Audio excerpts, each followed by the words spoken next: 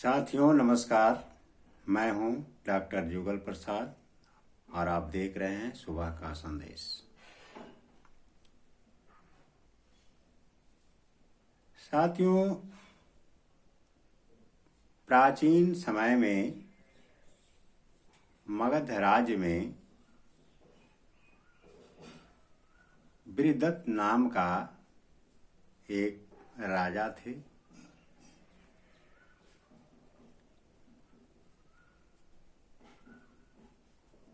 उनकी राजधानी राजगृह में था।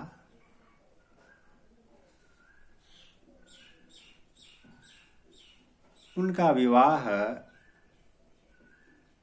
काशीराज के दो पुत्रियों के साथ हुआ था।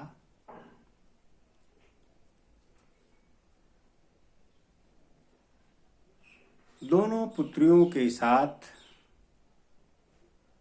वे समान व्यवहार करते थे। उनका जीवन सुखी संपन्न था। केवल दुख था तो संतानहीन होने का। दोनों पत्नियों से एक भी संतान उत्पन्न नहीं हुआ था।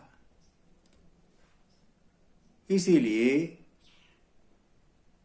बृहदत्त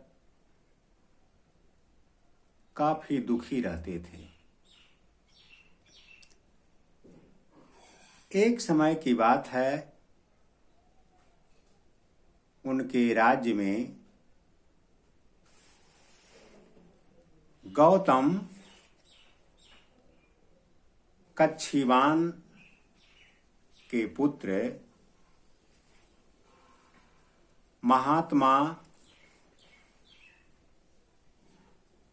चंड कौशिक तपस्या के उपरांत घूमने के लिए आए हुए थे। वे एक बागीचे के आम के पेड़ के नीचे आराम फरमा रहे थे। जब राजा बृहदत्त को पता चला तो अपने दोनों पत्नियों के साथ महर्षि से मिलने के लिए आए। राजा ने महर्षि चंडकौशी को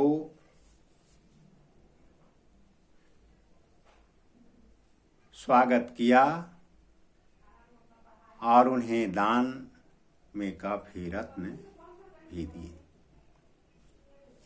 महर्षि चंडकौशिक खुश होकर के कहा, राजन, आप कुछ वरदान मांग लीजिए। बृहदत्त ने कहा कि मुझे कोई भी चीज की आवश्यकता तो नहीं है, केवल दुख है तो संतानहीन होने का।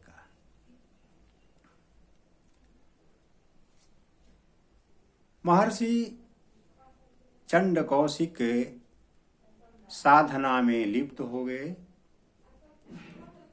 उसी समय वृक्ष से आम का एक फल उनके हाथों में आ गिरा। चंडकौशिक ऋषि ने उस आम के फल को राजा को दे दिया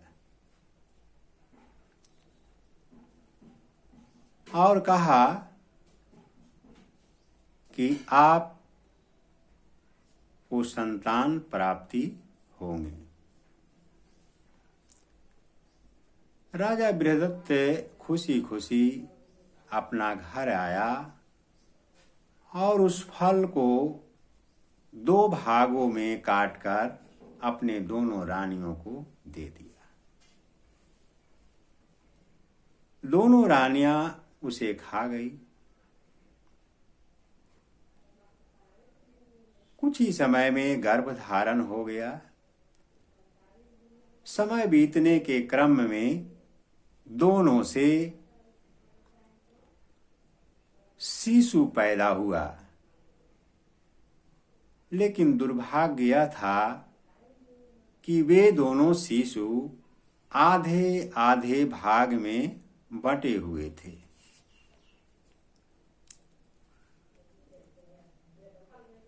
उस शिशु को घर के बाहर अपने दासी के द्वारा फेंकवा दिया।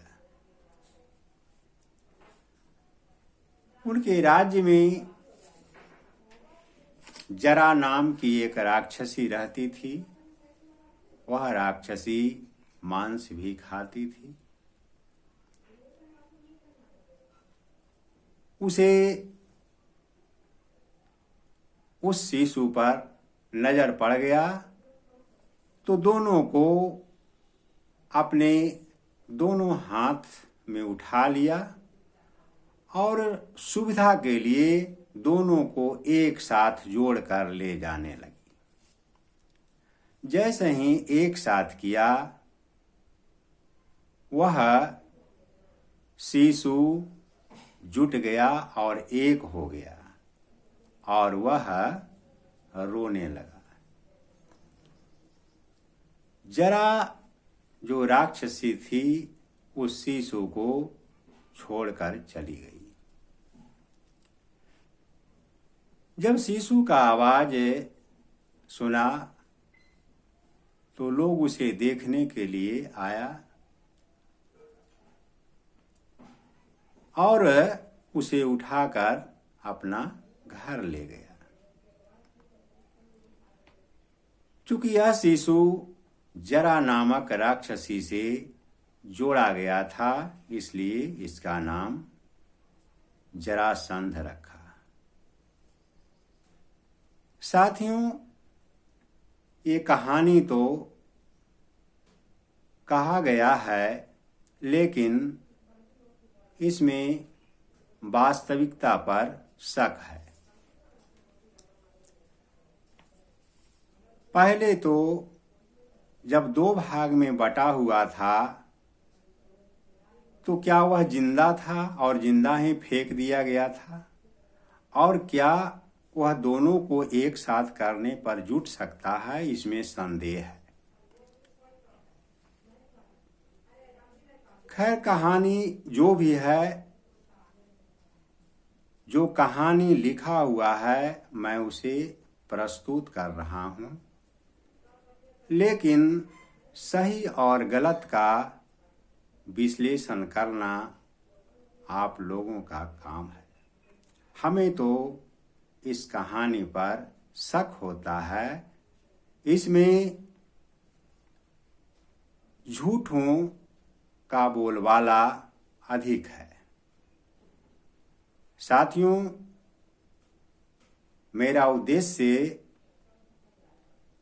वास्तविकता का पता करना है, न कि किसी भी बात को गलत तरीके से पेश करना है। यदि मेरा यह वीडियो अच्छा लगा तो आप इसे लाइक कीजिए, शेयर कीजिए और सब्सक्राइब जरूर कीजिए। मैं इस प्रकार से ज्ञानवर्धक वीडियो आप लोगों के सामने प्रस्तुत करता रहूँगा। धन्यवाद।